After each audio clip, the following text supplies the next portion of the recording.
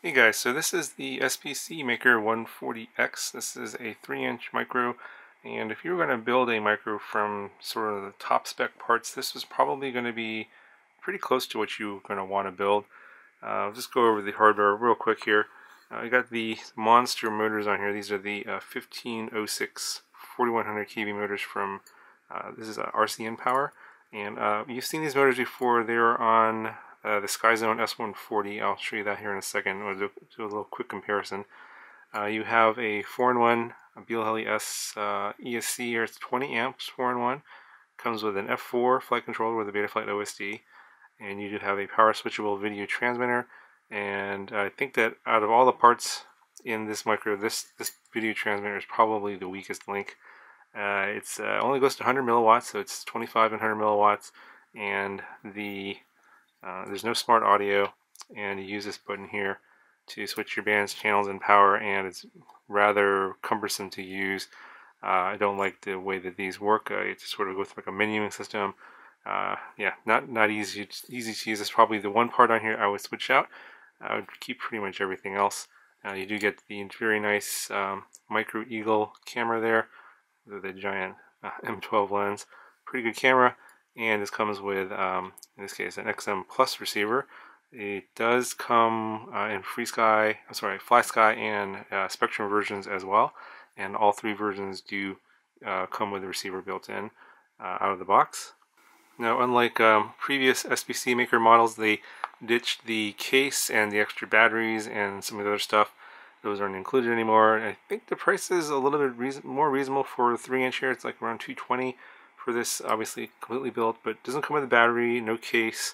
I guess someone would argue that that might be still too high, but you know, it's a pretty nicely well built machine. No complaints about the construction of it, and everything was put together very nicely.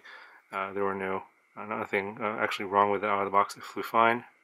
Now, they did include a battery strap, but I'm using a different one here. This is one I got from Airblade UAV. This is a pretty good battery strap, and it's a pretty big one because I did fly this on 4S.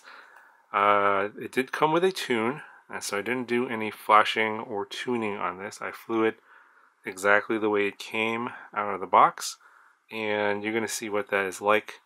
If you are cruising around and around the mid-throttle range, it flies really nice. It's pretty damn fast, even at mid-throttle. But when you do a full throttle punch out, you get oscillations, and I believe it sounds like P-term oscillations, so I did try and reduce that and add some TPA. I didn't really fiddle around with it too much, and you're not going to see any of that in the flight demo. I'm going to save that for a future video, and I want to gauge how much interest there is in something like that, because tuning takes a lot of time that I don't have, so I want to be, before I spend time to tune this, I want to know if you guys are interested in seeing that. So if you want me to spend the time to fiddle around and get this tuned and then show you the PIDs, leave comments below, and if I get enough people that are interested in seeing that, I will go ahead and do that. But I'm not exactly sure how big of an audience or how big of a market there is for this particular micro of the people that are watching on my channel. This is a beast. It is at the highest end of the throttle, at the highest end of the speed range. It's pretty hard to control. So if you're not in a really open area, if you're in a tight space proximity, don't get this, or at least don't fly it on 4S. Maybe fly it on 3S.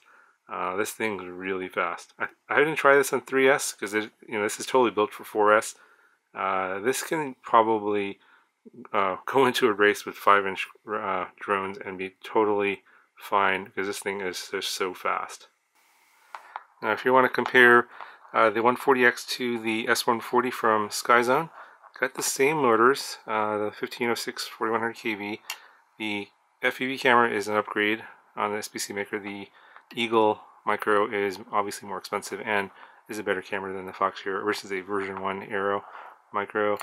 You get an F3 flight controller on the S140, you get an F4 on here, and gosh, I don't remember if this one came with a video transmitter or not. No, it did come with the video transmitter, it didn't come with a receiver. Yeah, I remember the video transmitter on this one was just kind of loose, and I had a zip tie. That's what that green zip tie is there for. And yeah, it wasn't really that well secured. I think the antenna was kind of hanging loose, and then I took the top plate off and stuck it through this hole here, and then I added my own receiver. This one didn't come with a receiver, so don't remember the exact price of this one. I think it was around 200, maybe a little less, like 190. It didn't come with a receiver. And this one also is a beast, very fast. Obviously the same motors, pretty similar weight. This one I think was around 130, and this one's about 140.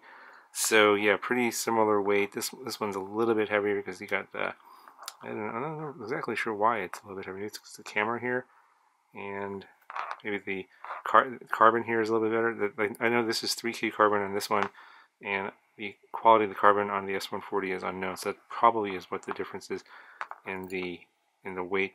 You have these aluminum side plates over here, but you have a 2mm carbon top plate over here, and a 3mm bottom plate on both of these. But I'm thinking the type of carbon is going to make a difference. This carbon is, I mean, even though it's both 3mm, this does feel a little bit more flexy than what's on the SPC maker. And that might be the part of the difference. But yeah, both of these are both going to be pretty tough and durable and hold up in crashes. So yeah, if you really like speed, this is probably one you want to check out. But I would highly suggest getting better batteries. I use a 4S650 China Hobbyline battery. It's an okay battery. You know, it's not got the lowest internal resistance out there. I'm sure there's better ones out there. I just don't have any. Even on the sort of mediocre batteries I have, it was plenty fast enough. But I think you probably aren't going to get the flight times that you're looking for. I'm getting like 2.5 minutes of flight time, maybe less if I'm really doing a lot of punch outs.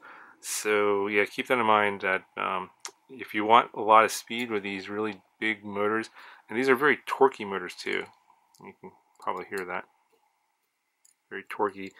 You know, when you use these kind of motors, you're going to get loads of power, but you're going to be killing your batteries and not have very long flight times. But if you like 2-minute joyrides, this is definitely one you want to check out. So leave it at that. Go ahead and show you some flight demo footage, and yeah, let me know if you're interested in a PID tuning video for this, and if there's enough interest, I'll go ahead and work on that. But go ahead and show you some flight footage, and I'll talk to you guys in the next one.